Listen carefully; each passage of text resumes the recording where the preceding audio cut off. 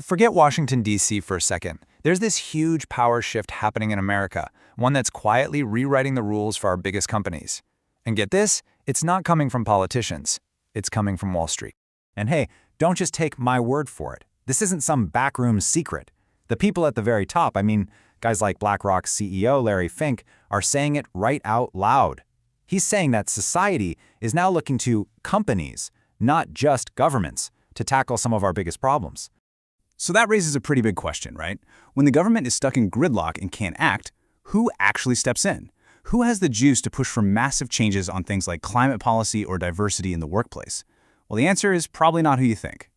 It turns out an absolutely incredible amount of this new power is concentrated in the hands of just three massive firms. Let's get to know them. People call them the Big Three. Okay, so you might not recognize these names right off the bat, but chances are you own a piece of what they manage. We're talking about BlackRock, Vanguard, and State Street. They handle a giant chunk of the world's retirement and savings, and yeah, that probably includes yours. And that position gives them a level of influence that is just mind-boggling. So exactly how much power are we talking about here? Just look at this number. On average, these three firms own over 20% of the shares in any given S&P 500 company. Let that sink in for a second. For every 5 shares of a major American company, one of them is owned by the Big Three. So how on earth did they get so big? Well, it's mostly thanks to index funds. Those super simple, set-it-and-forget-it investments a ton of us use for our 401ks.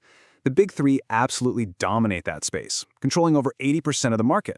So when you buy into the whole market, you're kind of buying into their influence too. And this concentration of power is so extreme that even the guy who basically invented the index fund, Vanguard's own founder, Jack Bogle, was getting worried. Before he passed away, he actually warned that having so much power in so few hands, well, it might not be such a good thing for the country. Okay, so owning a ton of stock is one thing. But how does that actually turn into setting rules for companies? Let's break down how this whole regulation by shareholder thing really works. So there's this new dynamic, and people are calling it asset manager regulation. Think about it like this. Instead of a government agency setting the rules, these giant shareholders do it themselves.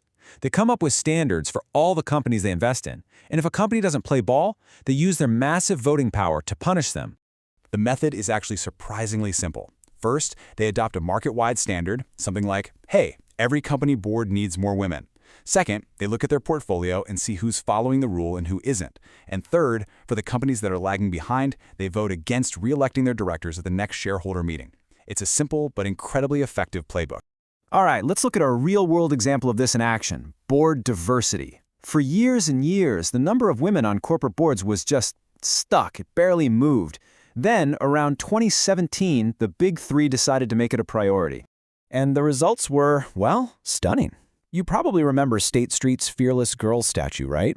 Well, around that same time, BlackRock started telling companies flat out that they expected at least 2 women on their boards, and the impact was immediate and huge. One study showed that by 2019, companies were adding 2.5 times more female directors than they were just 3 years earlier. That is shareholder power in action. Now, this all looks pretty good, right? But it does raise a pretty obvious question. Why are they doing this? Is it just out of the goodness of their hearts?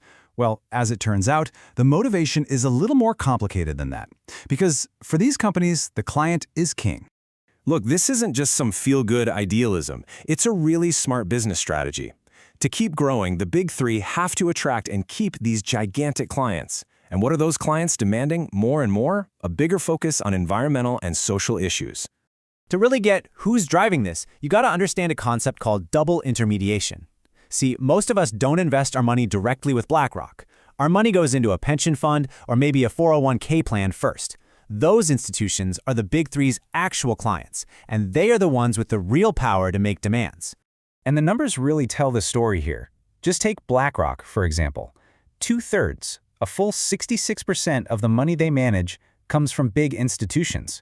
Everyday investors, people like you and me, we only make up about 11%. So, when it comes to influencing company policy, whose voice do you think they're going to listen to more? So, this brings us to the big debate, the central question of this whole thing. Is this new world of private regulation a good thing, a benefit, or does it come with some pretty serious hidden dangers? On the one hand, the advantages are pretty clear. They can actually get things done when Washington is completely deadlocked. But on the other hand, the concerns are huge.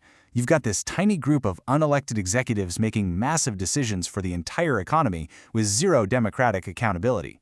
And there's also a real fear that they'll only ever push for small, tepid changes, nothing too radical, which could actually get in the way of the real, sweeping reforms we need. So, as we wrap things up here, this all boils down to one final, fundamental question. A question about power. And you don't have to look far to find some serious critics. Listen to this from Tariq Fancy.